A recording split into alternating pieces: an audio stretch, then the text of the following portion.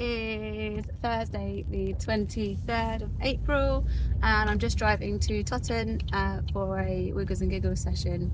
And then after that, I have got some meetings.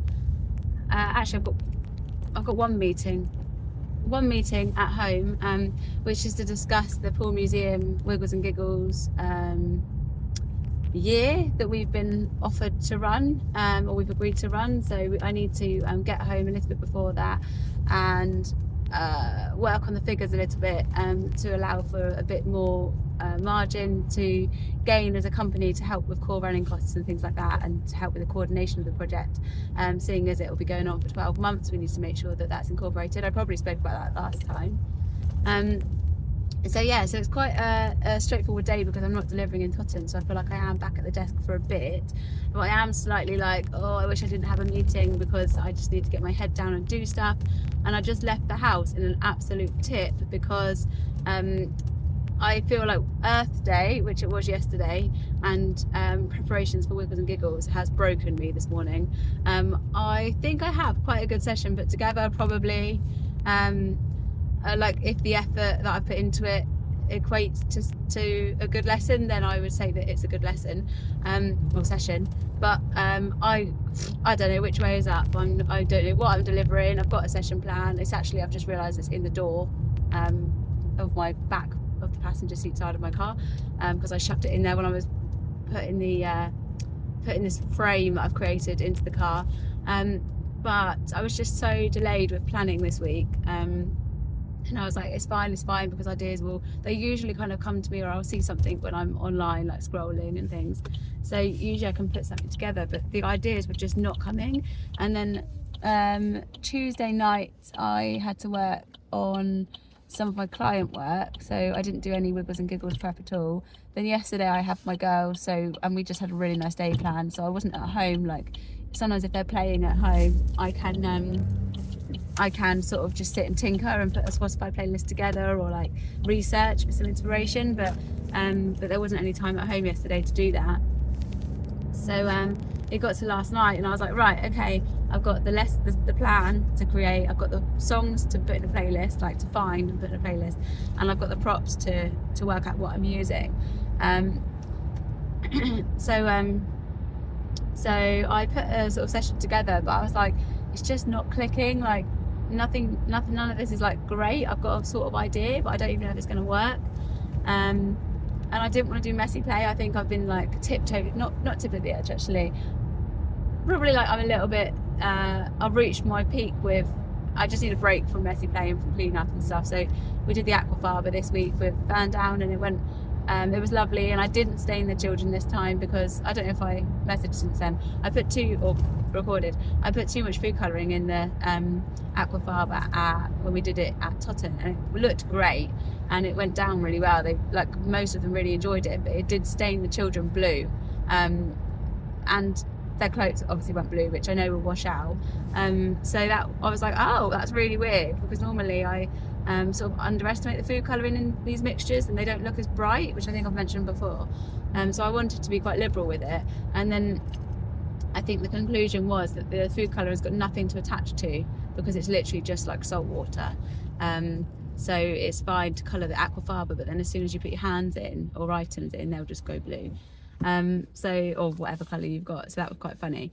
So then I used less of it in Ferndown, and actually it looked great still, and didn't stain the children. So that was good. But it was quite a lot of clean up, and I've got I'm going away this weekend, so I need to pack for that, which obviously I haven't done yet. So I was just like, a nice easy lesson please, like a nice easy session. So I decided to do like a ball pit. I wanted to do something big. I feel like being big this week, so I wanted to like cover the wall in masking taped ball pit balls, and then have children go and collect them at different heights and things, and then sort them basically. And then I was like, oh, it was Earth Day yesterday, which I didn't realise. But there's loads of like sensory play you can do of Earth Day, like Earth Day inspiration, which obviously I've missed the opportunity for quite a few of those things. Like you can do like oil and water separation, like baby oil and then green and blue water to create like a planet effect, which is really cool. You can do like rice, like blue and green rice mixtures and things like that. But and even like water, like save the fish from the polluted water or whatever, which is quite cool. But it was just too messy and too short notice, so I was like, well, I can just make my ball pit balls blue and green, and then we can sort them into blue and green holes. So I've used my like clothes rail, which I bust out every now and again to hold different like things as like a bit of a grander exhibit, I suppose, in the session. And then I've created holes through the foil and then circled them in blue and green paper, and then they'll sort the balls into the holes. But I was supposed to leave early so I could get to Totton and then mask and tape all the balls to the wall, but as it is, they're just in boxes, in tubs, which is fine. They're actually sorted at the moment. I need to mix them if they're going to stay in those tubs. And then but it's a shame because I wanted it to be like stretch up high to get the big tall balls and things like that. Maybe if the traffic's good, I can try and do that.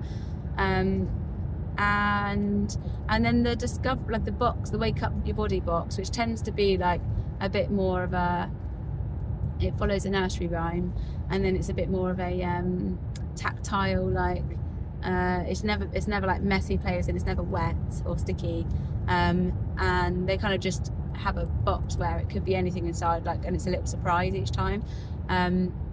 But this time I've used shredding from my shredder, well, my nan's shredder actually, because I borrowed it, and then I had to shred loads more paper, like red and orange and yellow, which I'm thinking is like danger type colours, and then put fish inside it, which is fine because then the little children can play with the beady fish, like babies can play with beady fish because they can't play with shredding, and the other older children can rifle through. I've also got some leaves which are kind of earth related for the babies to play with, but it just feels a bit crazy. And then like the invitation to play, which is always on the mat to distract the children at the start, that will be I've just got 8 balls which represent planets. They're not particularly colour themed or size correct, like accurate, and I was just going to put a hula hoop on the floor and then shove loads of balls around it and just hope that there's like some link to planets. So it feels like there's obviously a lot of effort's gone in. It feels like I've accidentally linked things to it. None of the background stuff, like songs, which are always playing when we're doing these discovery boxes and things like that, and the messy play and things, none of those are linked to Earth Day, which they usually would be. I'd usually be a bit better at being on theme.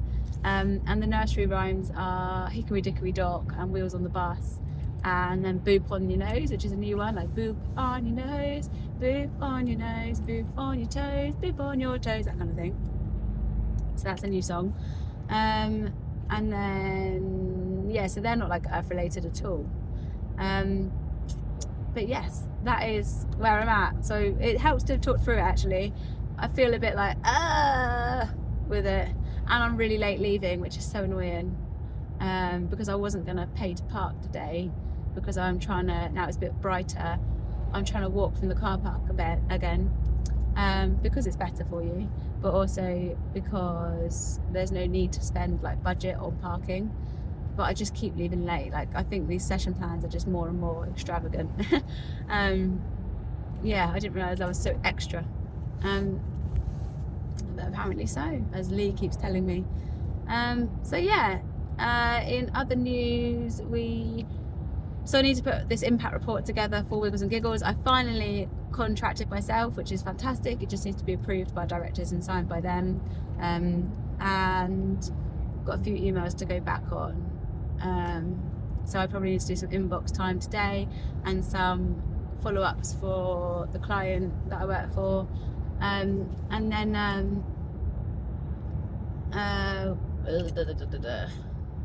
really need to look at funding.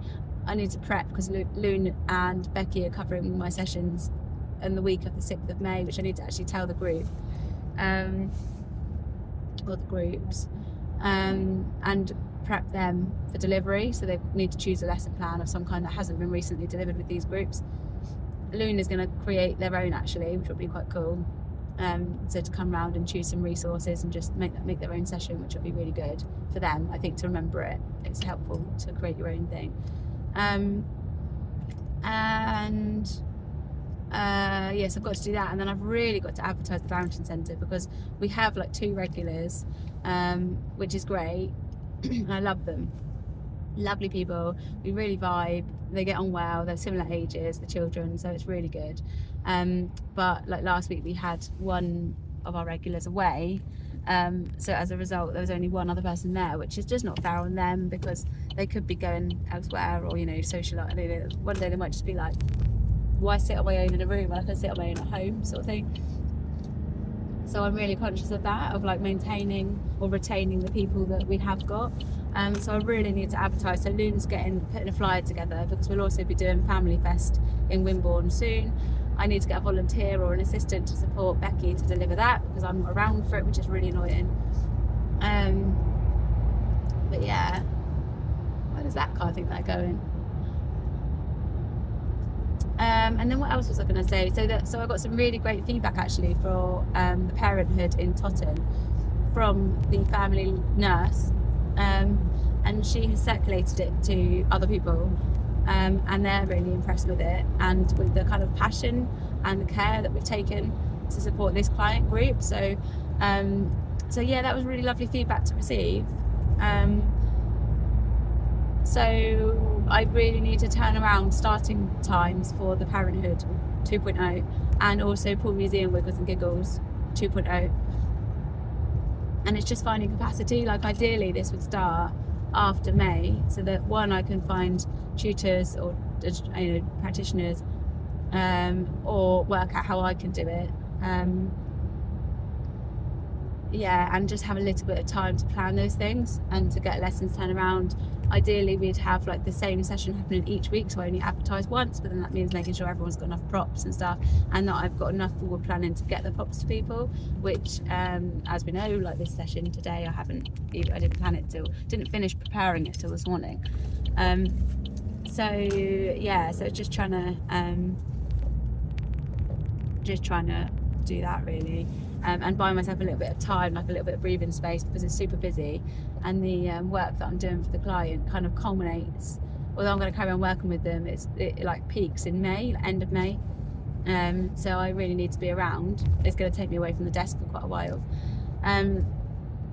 We also had one of our directors went to the Creative Health Summit at Pavilion Dance Southwest yesterday. I had it on my radar but just couldn't go because it was a day that I had with the children. But they went as Wakey Wakey Arts, which is really cool.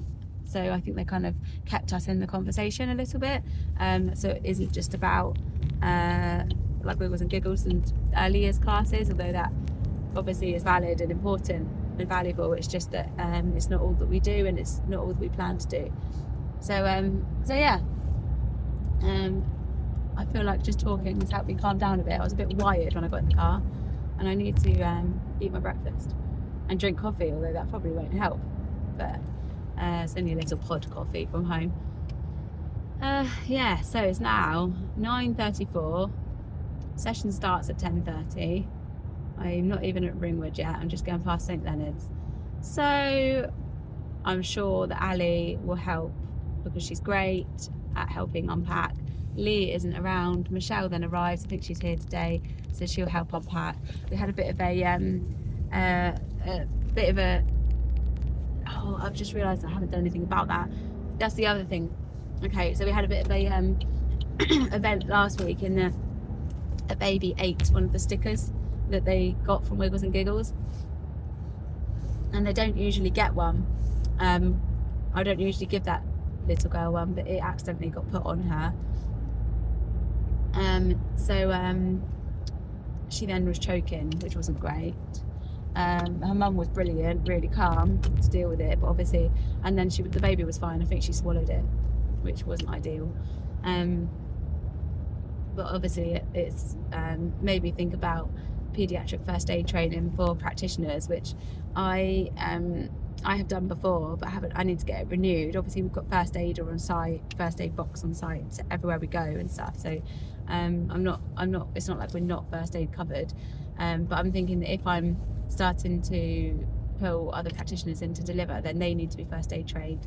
And then I thought about this Parenthood group and whether we could incorporate first aid training into that for the parents and carers as well, and then our practitioners can jump into it if they're available. I just don't know how you get first aid for people with children. Like, do they take their children along, or do they do it when they're pregnant? I don't really know. So yeah, so that's really important, but also the cost of a life back, which is, I've looked at it before, had them set in my inbox because I asked them which one would be better to get for travelling around, and it's a like a choking prevention tool, or a solution tool, because it removes from your throat whatever's in there, and there's lots of different sizes. So it's really good, really important. I've just realised that I followed up with the parent, and they sent me the link, which is the one I was looking at anyway, and now I've just completely forgot to buy it. So if they ask today, I need to not say that I forgot, because I need them to feel like I did care about what happened, or do care about what happened. So yeah, so that happened anyway. It was no biggie. It wasn't like an accident report thing, because children choke all the time. It was just more, it was avoidable because they shouldn't have had the sticker in the first place. But accidents happen, and I think there was distraction on a number of sides. So it's just unfortunate.